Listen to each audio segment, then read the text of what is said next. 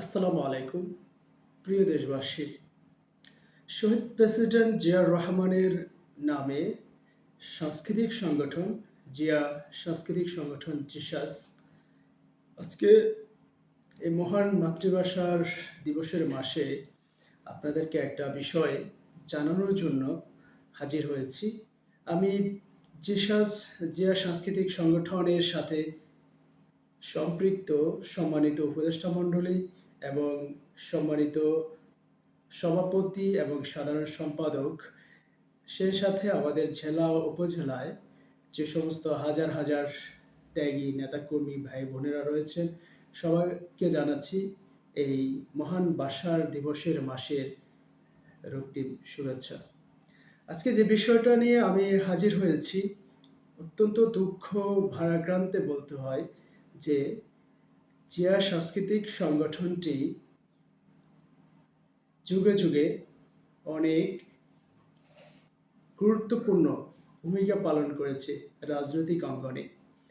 বিশেষ করে ১৯৫২ সালে ২৭ সেপ্টেম্বর মরহুম আবুল হোসেন রানা ভাইয়ের নেতৃত্বে এই জিয়া সাংস্কৃতিক সংগঠনটি যাত্রা শুরু করে। আপনারা জানেন, জিয়া সাংস্কৃতিক সংগঠনের সম্মানিত প্রতিষ্ঠাতা চেয়ারম্যান জনাব মরহুম আবুল হোসেন রানা ভাই, উনি মৃত্যুবরণ করেছেন, ৪ বছর হয়েছে। এই ওনার মৃত্যুর ৪ বছর পর জিসাসকে তিলে তিলে আবারও সংগ্রামে জাতির কাছে বিভিন্ন ফ্যাসিস্ট হাসিনার বিরুদ্ধে সংগ্রাম, অনলাইনে, রাজপথে বিভিন্নভাবে সংগ্রাম লড়াই করে গিয়েছেন। বিশেষ করে মরহুম আবুল হোসেন রানা ভাইয়ের নেতৃত্বে আমরা ২০১৬-১৮তে দেশনেত্রী বেগম খালেদা জিয়ার মুক্তির দাবিতে আমরা মাঠে ছিলাম, মিছিলে ছিলাম, আমরা অনলাইনেও সক্রিয় ছিলাম।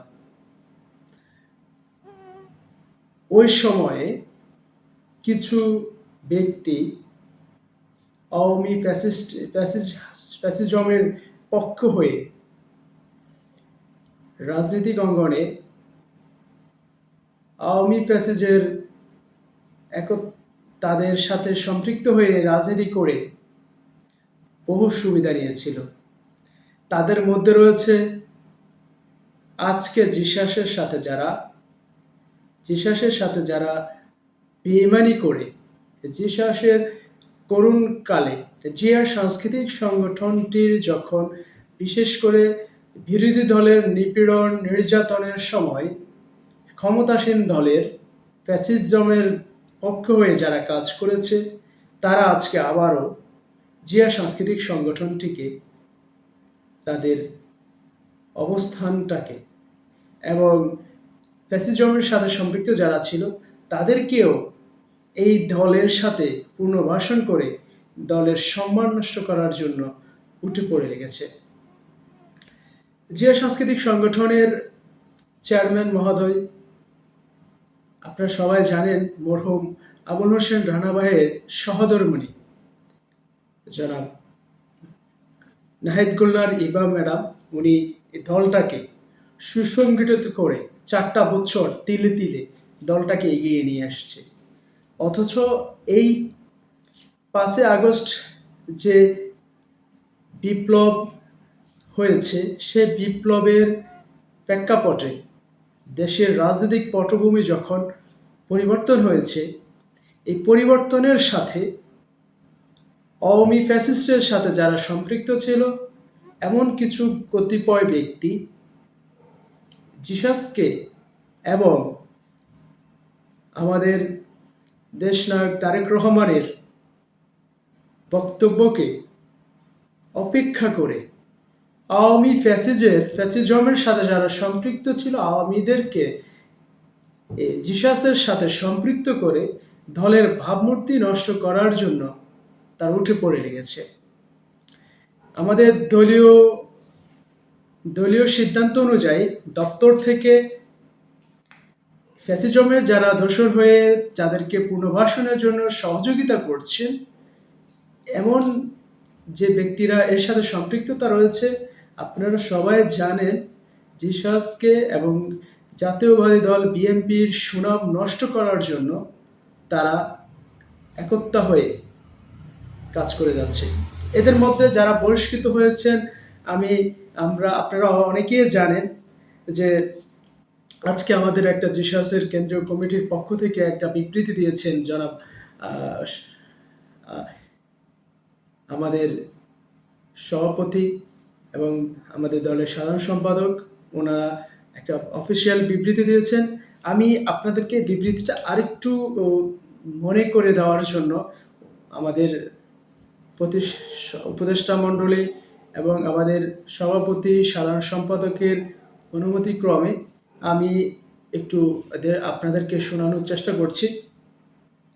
বহিষ্কৃত রোকেয়া সুলতানা কেয়া, সে আওয়ামী ফ্যাসিজমের সাথে সম্পৃক্ত ছিল। আমরা নেট দুনিয়ায় আপনারা দেখবেন এখনও তার ছবিগুলো ভাসমান। সে আওয়ামীদের সাথে সম্পৃক্ত হয়ে কাজ করেছিল। সে সাথে আমাদের জিসাসের সাথে বেইমানি করেছেন, জাতীয়বাদী দল বিএনপির সাথে বেইমানি করে দলের দুঃসময়ে তারা সুবিধা নেওয়ার জন্য আওয়ামীদের সাথে সম্পৃক্ত হয়ে কাজ করেছে। বহিষ্কৃত মতিউর রহমান ডিজেল, তা বহিষ্কৃত হেলাল উদ্দিন হেলাল এবং বহিষ্কৃত নুরুজ্জামান, এরা নিজেদের মতো করে একটা দলকে ভেঙে তারা নিজেদের মতো করে আওয়ামী ফ্যাসিজমের সাথে যারা সম্পৃক্ত রয়েছে তাদেরকে দলের সাথে সম্পৃক্ত করে একটা আলোচনায় একটা দলকে বিতর্কিত করার চেষ্টা করেছে। আপনারা অবশ্যই জেনেছেন জিসাসের সাথে ডক্টর সাবরিনা নামের যা একজন বিতর্কিত ব্যক্তি আছেন, ওনাকেও এটার সাথে সম্পৃক্ত করার চেষ্টা করেছে।